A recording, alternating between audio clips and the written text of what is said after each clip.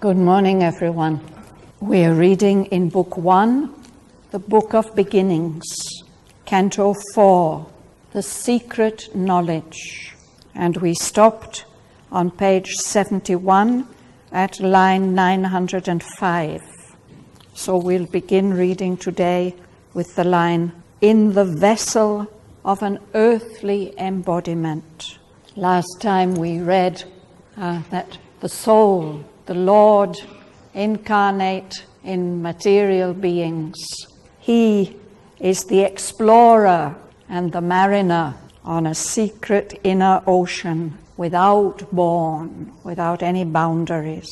He is the adventurer and cosmologist of a magic earth's obscure geography. So Aurobindo continues this long image of the soul as an adventurer, a traveler, a sailor, in what we'll read today. What are you trying to tell me, Anandi? I like you to read before, like that we get to read. So, I love that. We just heard Mother reading these lines.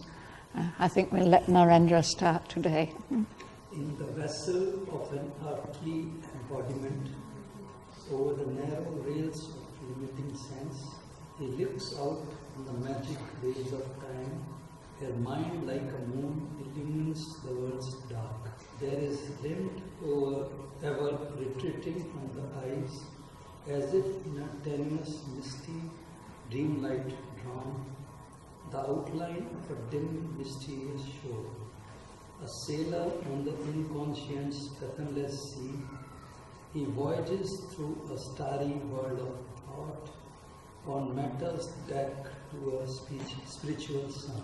Across the noise and multitudinous cry, across the rapt, unknowable silences, through a strange mid-world under supernal skies, beyond Earth's longitudes and latitudes, his goal is fixed outside all present maps. Thank you. Anyone would like to ask anything about these lines? The word tenuous? Sorry? Tenuous. Tenuous. Means very thin, very faint. It's a wonderfully poetic description of the voyage of the soul. His ship is his earthly embodiment, his body, in the vessel of an earthly embodiment. And you know, if you're in a sailing ship, or actually any kind of ship, there will be protective rails along the decks to prevent you falling over, falling into the ocean. So here it's the senses. There are these narrow rails of limiting sense.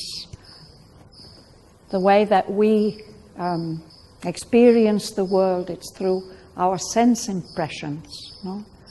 And these sense impressions, they keep a kind of boundary for us, that we don't fall into the ocean of infinity. So he looks out over these narrow rails of limiting sense. He looks out, and his ship is sailing on the ocean of time. It's mostly a dark world, this ocean. We can't see very far into the future, no? Mind is like a moon lighting up the darkness of the world around us. A moon gives a reflected light. And when we look out over the narrow rails of limiting sense, out into the future, there we see outlined, limned, drawn, a line which is always retreating. As we go further, that line also is retreating from our eyes. And it's as if drawn in a very misty dream light. It's not very, very clearly outlined, that line that we see ahead. It's the outline of a dim mysterious shore. That's the shore which our boat is going to reach one day, which our traveler is going to reach one day. But we can't see it very clearly at all. What does he mean by shore? A shore is the No, beach. I know, but where the soul is going, that's the question. Yes, it's going to a distant, when you're in a boat, you may see far off on the horizon, you may just see a line. You don't know what that place is, no? But that's where the boat is carrying you to. And you see just the shore of it. It's the edge where the sea meets the land. Yeah. So that's a very dim, mysterious shore. We are not clear about our destination. The soul is a sailor, not only on the sea of time, but on the fathomless sea of the inconscient, of matter. And he's traveling through a starry world of thought.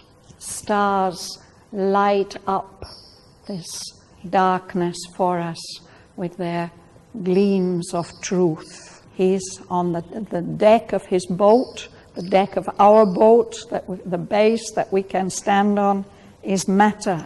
But where we are traveling to is a spiritual sun. We're going to go far beyond matter. But on an ocean, there's always a noise. This is the ocean of time and the inconscient. There's a sound of the movement of the waters and a multitudinous cry, all the many, many creatures. But there's also sometimes absolute silence, rapt, unknowable silences. He's traveling through a strange mid-world. In the ancient mythologies, our earth was thought to be a mid-world. And we have it in the Tolkien stories, no? Middle earth. There's the heavens, and there are the nether regions, and here in the middle, our earth. But he says, this is a strange mid-world under supernal skies. It's not the skies of our familiar universe. No? He's traveling beyond Earth's longitudes and latitudes.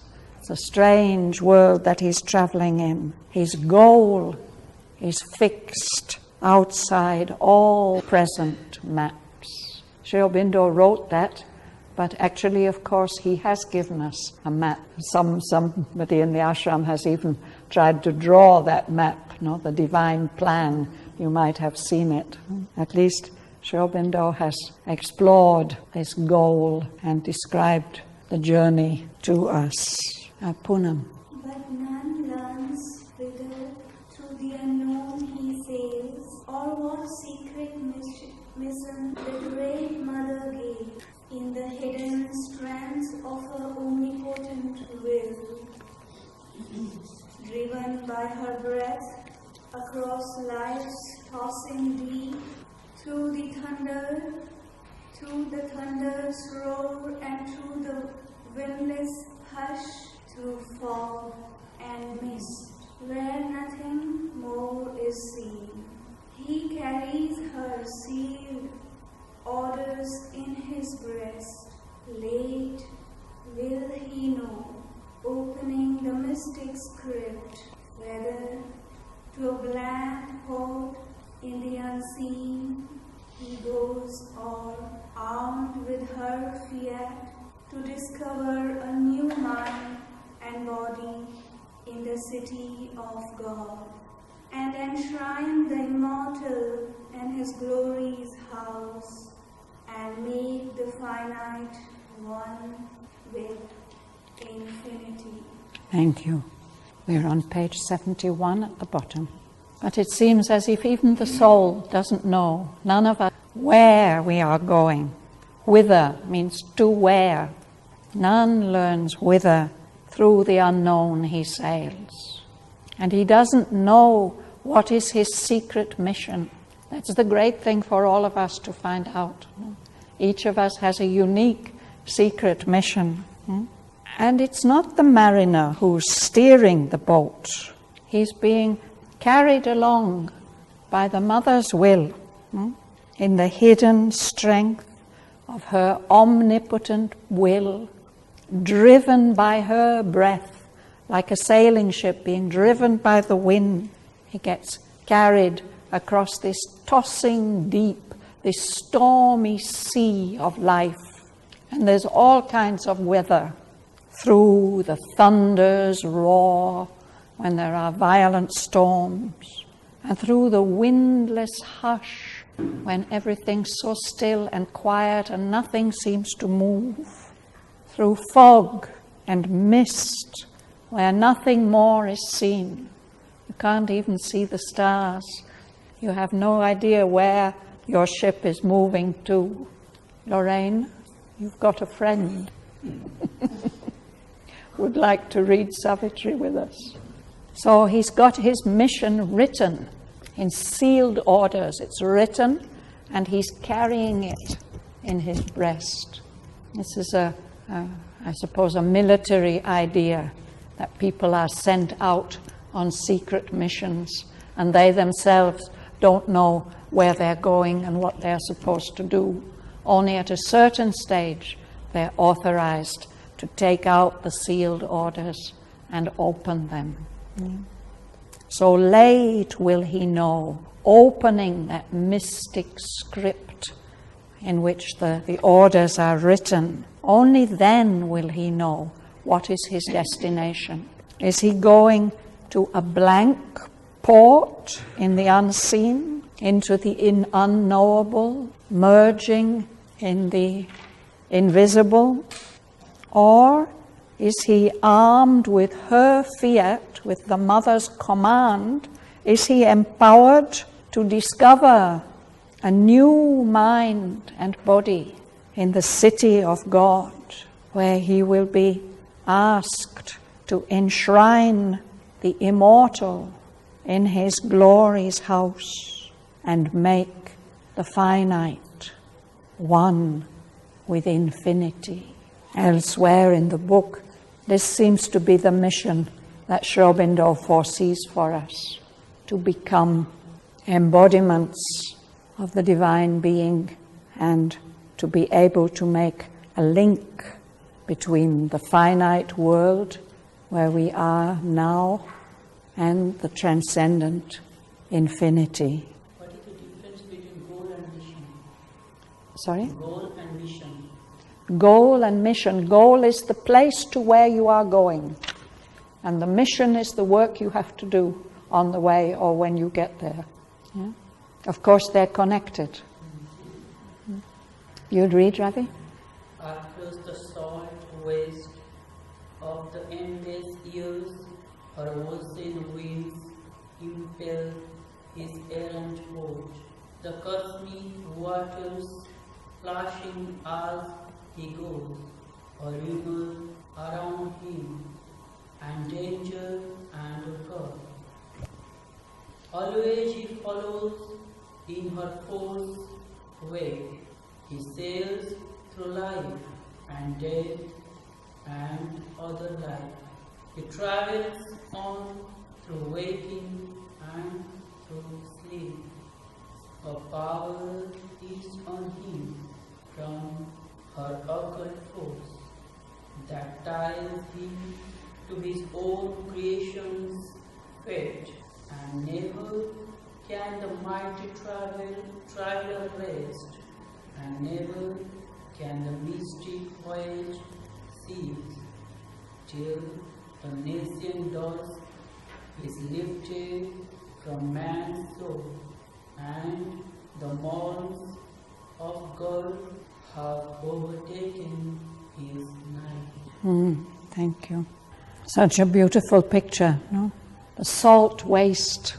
We can think of the ocean as a desert because nothing grows there. The salt waste, at least little grows there that human beings can use. But this is the ocean of time, the endless years. He's just being driven along by the mother's ocean winds. And his boat is wandering, errant. He's not steering it. He's only going where she carries him. So as he moves, the cosmic waters, that ocean, infinite ocean of the cosmos, they make this special sound, plashing. It's the sound of waves on the side of a wooden boat. It's a very special sound, plashing as he goes. And there's a rumor, a sound surrounding him, and he has to face danger. But there's also a call, which is attracting him. And she's not only driving him, she's going on ahead in front of him. He has to follow in her wake, and with a boat or ship moving quickly through the water. It leaves behind a trail. And fish and dolphins, they like to swim in that wake because it carries them along. There's a kind of drag of the ship, makes it easier for them to swim fast. So that's what's happening. The mother's going on ahead and attracting him behind her. And he has to sail through life and death and other life. The journey doesn't end. He travels on through waking and through sleep. And there's a power on him, a force of attraction from her occult force that ties him to his own creation's fate. Here the soul is the Lord, of course. He has created all this, and he's connected to it by her force. So he can't rest, and this journey that he's taking can never end until the nescient dusk, this twilight of ignorance, is lifted from man's soul, and the morns of God, the dawns, the glorious mornings of God have overtaken his night. I suppose this happens on a journey, that the sun rises behind you, and as you move onwards, you may be moving in darkness or towards darkness, but the light comes and overtakes you. Sudanya, sorry. As long as nature lasts, who is there? For this is sure that he and she are one. Even when he sleeps, he keeps silent on his breast. Whoever leaves her will not depart, to repose without her in the unknowable. There is a truth to know, a work to do. Her play is real, a mystery he fulfills. There is a plan in the mother's deep worldview, a purpose in her vast and random game. This ever she made since the first dawn of life, this constant will she covered with her skin to evoke a person in the impersonal world. With the truth light, strive Earth's massive roots of strength, work a ground self in the inconscient depths, and raise a lost all from its python sleep, that the eyes of the timeless might look out from time, and the words manifest the unveiled divine. For this he left his white infinity and laid on the spade the burden of the flesh, that God's seed might fall in mindless space. Thank you. With these lines, Aurobindo is summing up the secret knowledge that he wants to share with us in this part of the poem. He's shown us the two in one, but here he's really emphasizing it, that as long as nature lasts, he too is there, for this is sure that he and she are one. There's a beautiful illustration to these two lines. As you leave, you can have a look at that very mystical image that the mother has asked Buddha to depict. So because they are one, even when he sleeps, when he sees, this is perhaps the idea of the night of Brahma, when there's no manifestation, when the Creator is sleeping, but he keeps his power on his breast. She's always with him. Whoever leaves her, he will not depart to repose without her in the unknowable. So many soul travelers have aimed to depart, to leave the manifestation, to escape from the bonds of nature and rest merged in the unknowable. But the Lord cannot do that. He will not depart to repose without her in the unknowable. So here Sri Aurobindo states his affirmative and dynamic vision of nature. It's not just to escape. There is a truth to know, a work to do. Her play is real. It's not an illusion. It's not Maya. And the soul embodied in nature is fulfilling a mystery, a secret process. There's a plan. Nature seems to be just at play, following her whim, but there's a plan in the mother's deep world whim, a purpose in her vast and random game. It seems to be random to us, but behind it all, she has an aim, a purpose. And now he's going to tell us what that purpose is. This ever she meant, since the first dawn of life, this constant will she covered with her sport. She disguised it with all her play. Her purpose is to evoke a person in the impersonal void. And this impersonal void, emptiness or apparent emptiness of space, an individual being is to emerge from this. That's the first part of the aim. The second part of the aim is to strike Earth's massive roots of trance. This deep inconscience of matter should be struck as if by lightning, by the light of the truth consciousness. And that stroke of lightning should wake up a dumb self sleeping in the inconscient depths.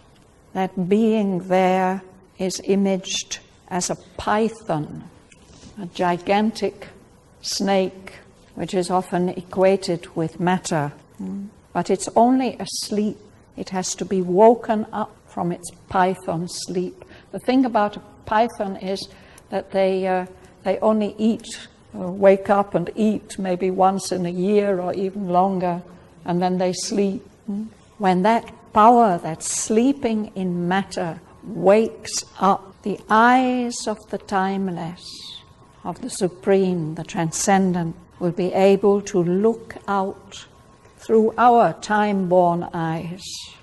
And this material world will be able to manifest the unveiled divine.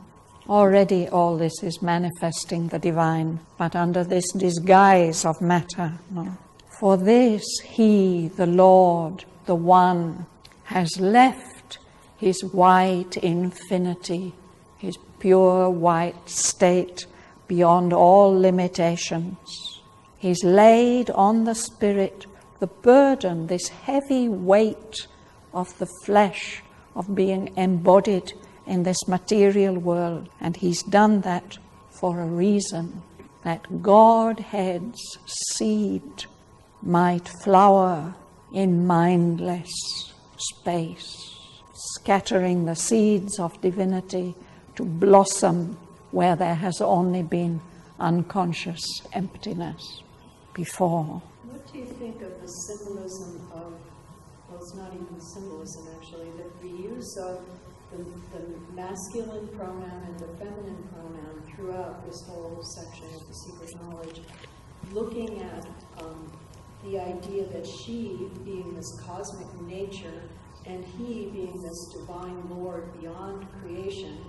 And then you also have the he who is the traveler. Right. Who is also she, because as a woman, I am the traveler. Right. And the man who is here, supposedly as a he, is also holding the nature, which is personified here as a feminine. Yes. And so, there's something, there are times when I want to just sort of change the pronoun here because it doesn't work for me. Well, it's based on the ancient Indian traditional idea of the Lord who gives the command and the dynamic power, which is himself, his own dynamic power, which carries out the command. And that Lord, we read it, I think, last time. It's so interesting that he has accepted the rule of nature. He allows her, he's accepted that she shall give all the rules of the cosmic game, and he will just obey her. He will be embodied here as the soul in nature, and he will have to follow everything that she tells him to do. And first of all, it seems as if he's just her plaything or her slave, but then we're shown that actually she's driving him to rediscover his mastery. She's driving that nature is nourishing and helping the individual soul, which seems to be subject to material nature, driving him, making him ready for mastery and for control. And it's very interesting. I remember in a conversation of the mother with one of the teachers in the ashram school, she said, never forget you are a woman. You are the executive force. She says you can, if you like, you can lean on the guidance or the concept of a man, but you are the one who has to do the implementation. And this is the idea of the mother giving birth to everything in the universe. That's why we worship her, because it's only through her that the Lord can be expressed in the world. He scatters the seed, but she has to see that everything flowers. So they are complementary in that way. And maybe this says something about the true relationship between men and women. Here the nature is the cosmic nature, not the nature in human beings. No, we are all products, children of cosmic nature, aren't we? Only our soul is representing the Lord. Everything else is hers. Not nature like we have individual, the whole nature. Yes, that's one of the ways that she expresses our individual Lord within us. She gives it an expression in our human nature. Does the soul have a sex? I think we think not. But anyway, here it's described as he. It has a gender, symbolically. But eventually we expect, and I think Mother has said, we will go beyond this distinction. But still these two in one will always be there. They are in all of us. And we are the way that they play their roles in the world, in time. Precisely, for this particular manifestation. There it's the earth nature calling to the Divine Mother to take possession of it. The Supreme Divine Mother. Just as the Lord plays here as soul, she plays as nature, so this lower nature can call to the highest nature, to Mother, come heal all this imperfection. That's in this book 3, Canto 2, wonderful description of the Supreme Divine Mother. And somewhere else, in book 4, he speaks about all nature being a beauty's festival. That's the earth nature, celebrating the birth of Savitri. That's the wonderful thing about poetry. We can't do this kind of thing in prose. Prose appeals more to the logic of the reason. But poetry can put us in touch with what Sri Aurobindo calls the logic of the infinite. And it does that through these symbols, these wonderfully suggestive and flexible symbols. Somebody wanted to say something. Yes, please, Sudanya. Can you tell something more about white infinity? His white infinity. Yes, well, if we think about light, we think of pure light being white, colorless. No? But it can be split up by passing through a prism into all the colors, infinite number of colors. So I think it's that idea that the Lord in his transcendent state is pure white. It's when he manifests himself in the universe that he projects all the colors that are in him. All of us are colors of his oneness. That's one way of looking at it. Yeah, like one color has created several colors. Well, white is considered almost not a color. No? Yeah. It's beyond color. Yes. In the mother symbol, the 4 aspects of mother, Yeah. they are colored white. Four. But there are 4 petals, no?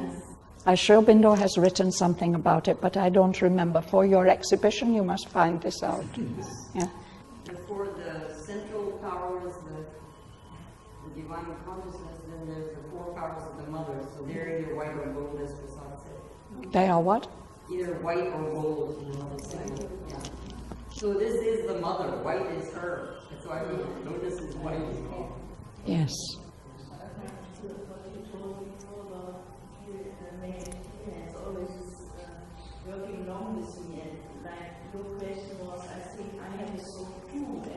Of course. That's the Lord in you, no?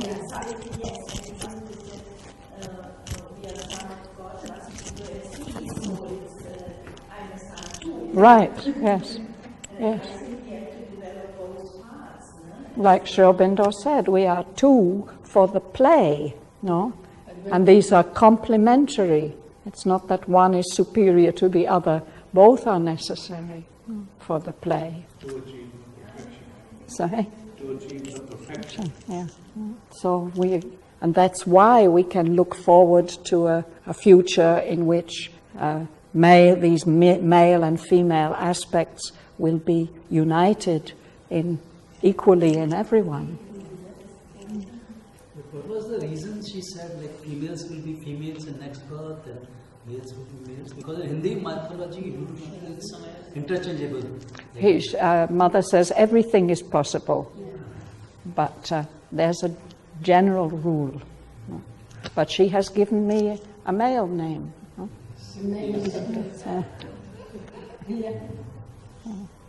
How is Shraddhavan a male name? Because Shraddha is the faith, the one who possesses faith. Yes, but there's this ending. People used to tell me, Mother's made a mistake. It should have been Shraddhavati. I said, no, Mother doesn't make mistakes. And then a rather more experienced Sanskritist told me that this ending, Van, which we have with Bhagavan, then we say Bhagavati, no? But that lady told me it's actually common. Like we say, man meaning human being. There's no fixed gender. It can be either.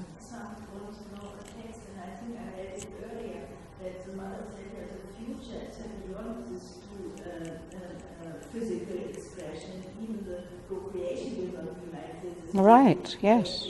Procreation by mind, by my consciousness. So that is something, and I feel since long incarnations, I'm always working, that is my aim. Right. And not the physical creation. So I took a lot of male incarnations to develop skills. So before we move on to the next canto, I think it's good if we just have a look back there are 7 sections in this canto, and each of them shares the secret knowledge in a different way. Now, we could just briefly look at that. So it begins on page 46. So it's in this section which he gives us the message that a death-bound littleness is not all we are. This mortal appearance that we have, that we've been born and we must die, and we have to pass through this mortal life in the grip of death and ignorance. That's not all we are. We are carrying within us a greater self. It's living within us to ourselves unseen. And the fact that human beings can have extraordinary experiences of another consciousness and another life, he says that's a proof of this larger self that's living within us. And he describes it beautifully, the psychic being, as the murmuring tongue of a celestial fire, as a heavenly fire that's burning with a little sound. It seems to perish with the mortal frame, but it doesn't. It carries on the journey through life and death and greater life. And that is our divinity. Always we bear in us. Now I'm reading on page 49 before the break. Always we bear in us a magic key, concealed in life's hermetic envelope, a burning witness in the sanctuary, regards through time and the blind walls of form. A timeless light is in his hidden eyes.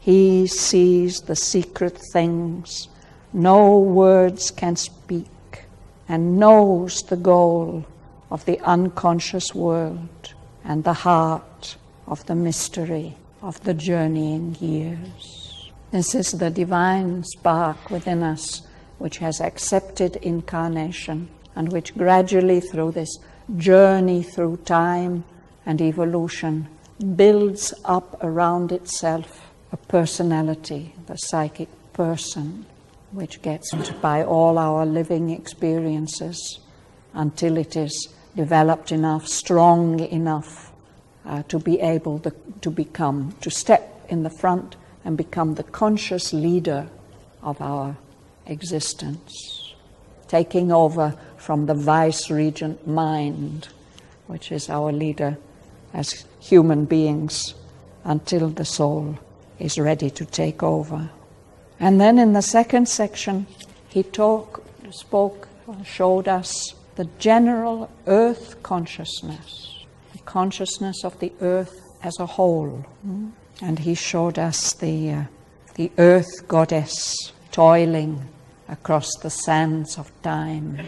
As she goes, evolution takes its course, and that impulsion that's within her is leading to these further and further steps of evolution.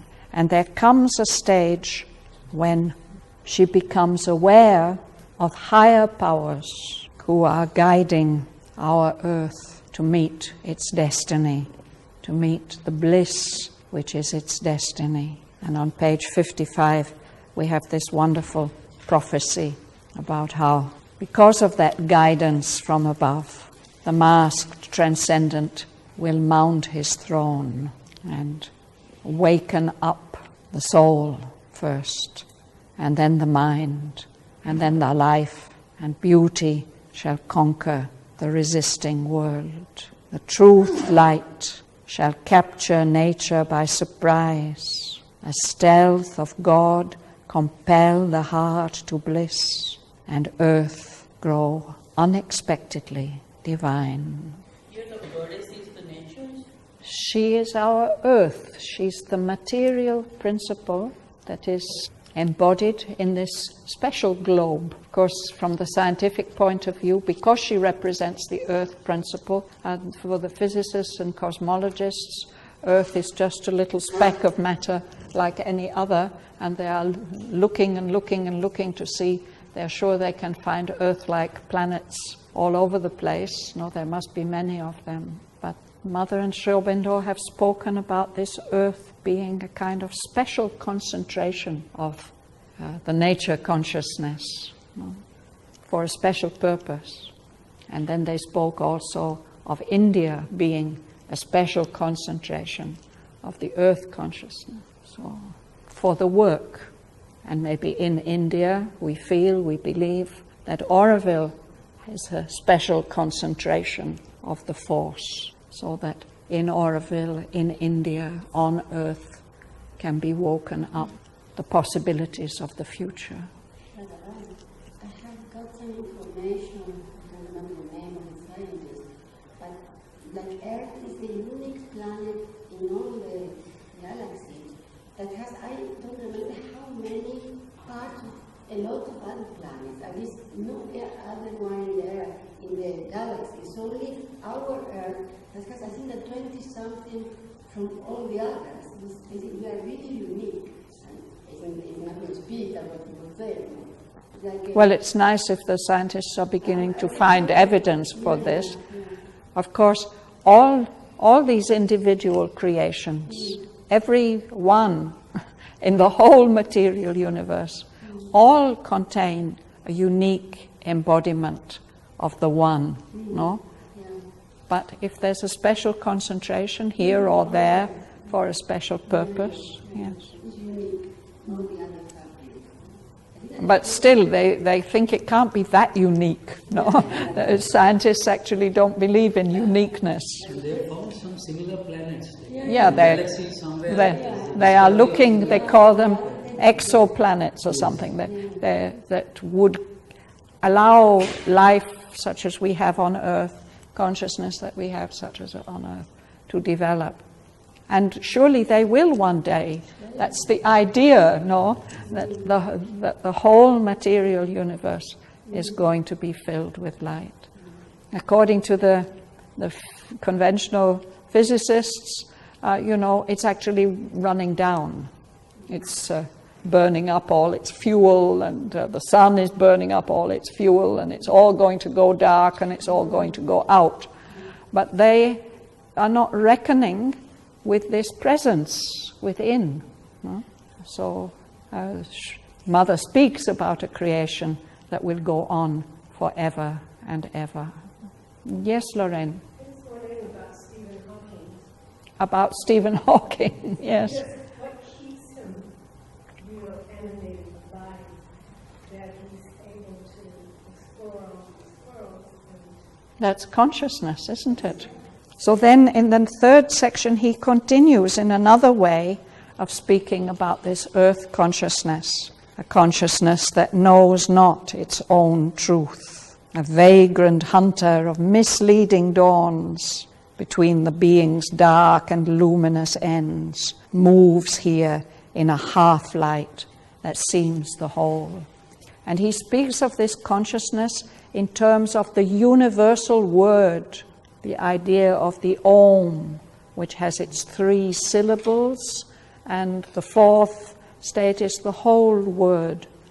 And he says, here on our earth, it's as if these syllables have been split up. So we've forgotten all about our beginning and our end, and there's just this syllable of matter circling and cut off from the others. And because of that, because we don't see the context, the larger context of the universe, that's why we are in a state of ignorance. And what we really need to do is to put all this back together, to reconstitute the perfect word and unite the Alpha and the Omega in one sound. Then shall the spirit and nature be at one. And then he tells us about the 2 extremes of the mysterious plan. On the higher level, there are the spirit's bare and absolute potencies, burning in the solitude of the thoughts of God. And he describes them to us, how remote they are from us, and how it seems as if they have no interest in us at all. No? But then he modifies that. He says, yet a spiritual secret aid is there. There's a divine intervention to help us, and there's this outstretched hand is felt on our lives, and it's keeping safe for us our destiny. No? The one inevitable supreme result no will can take away, and no doom change. The crown of conscious immortality, the Godhead promised to our struggling souls when first man's heart dared death and suffered life. One who has shaped this world is ever its Lord.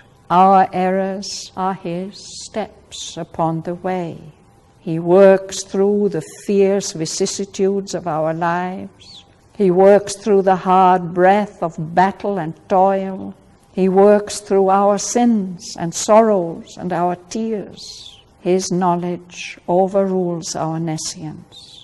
Whatever the appearance we must bear, whatever our strong ills and present fate, when nothing we can see but drift and bail, a mighty guidance leads us still through all. After we have served this great divided world, God's bliss and oneness are our inborn right. And then we read this beautiful paragraph about nature.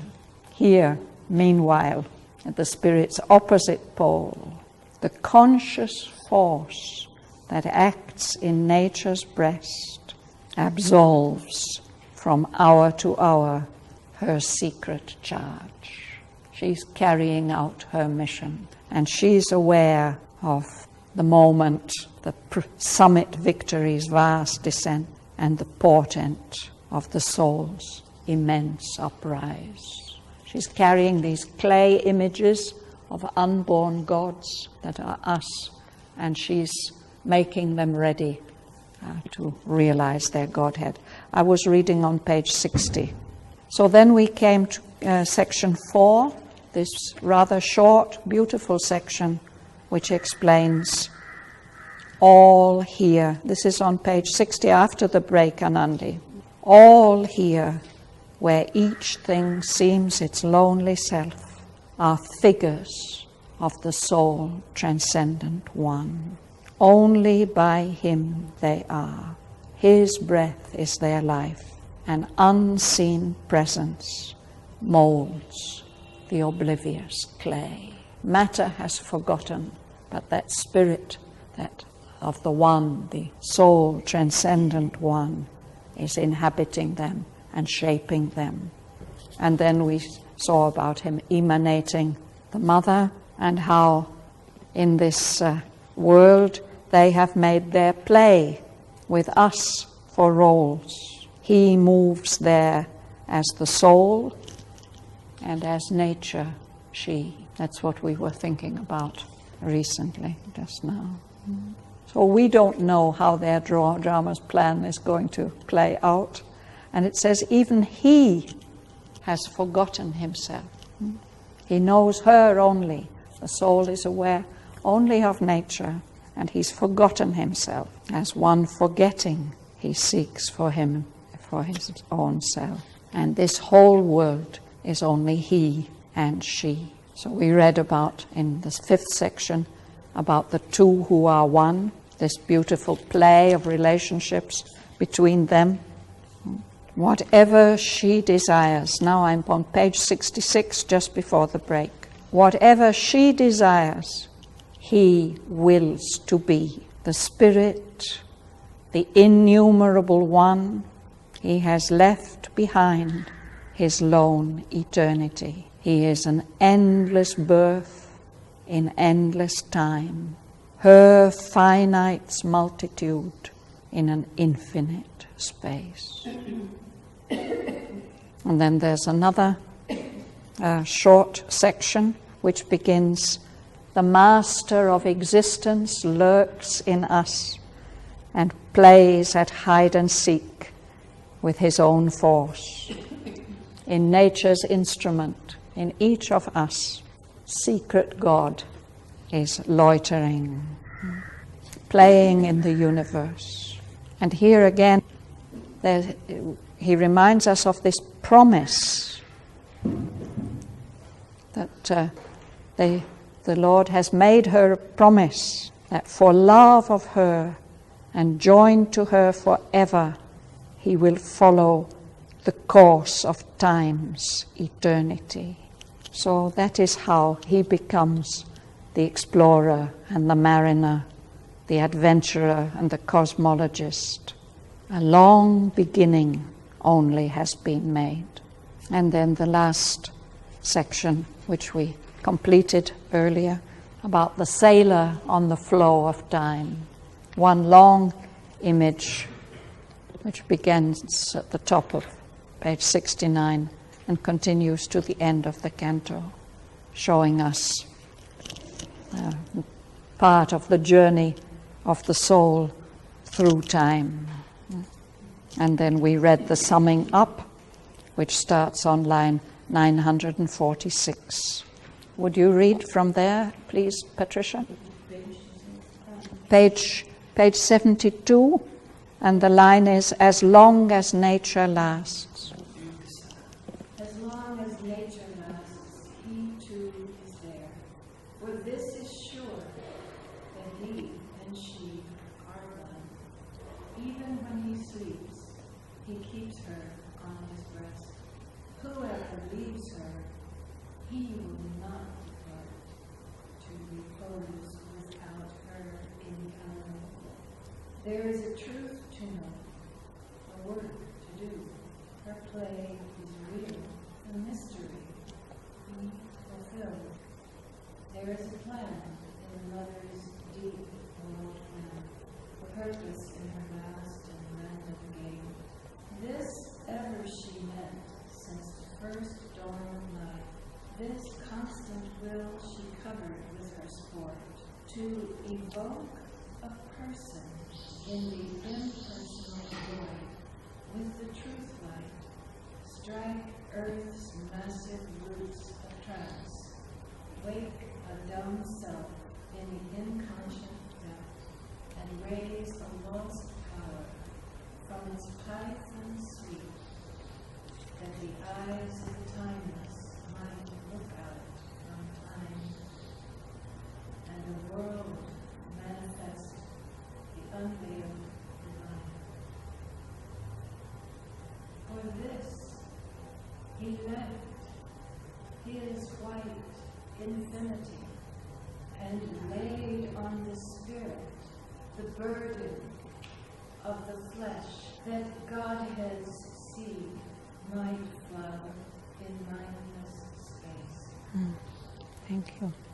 So this is a canto that in a way stands out from the narrative. Next week we'll continue with King Aswapati's yoga, and we'll see that this secret knowledge forms the basis. He receives this secret knowledge, and this forms the basis for the next steps of his journey.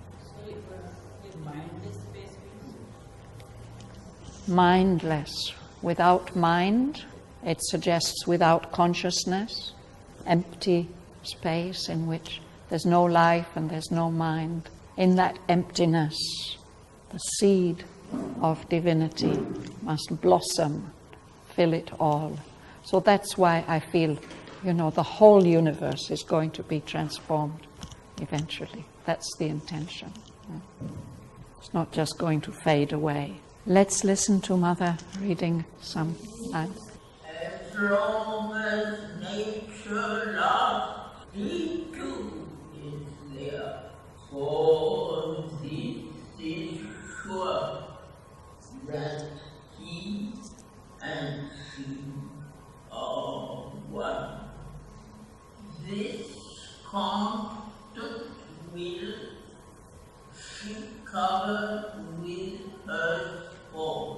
to evoke a person in the impersonal body with tools like strike as massive roots of strong way a young self in the inconscient depths and raise a lost power from its vibrancy.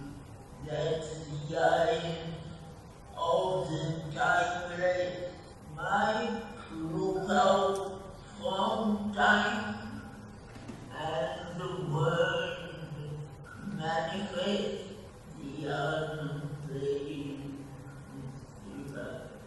So this he left in white infinity and led on the spirit the burden of the flesh that God had seen my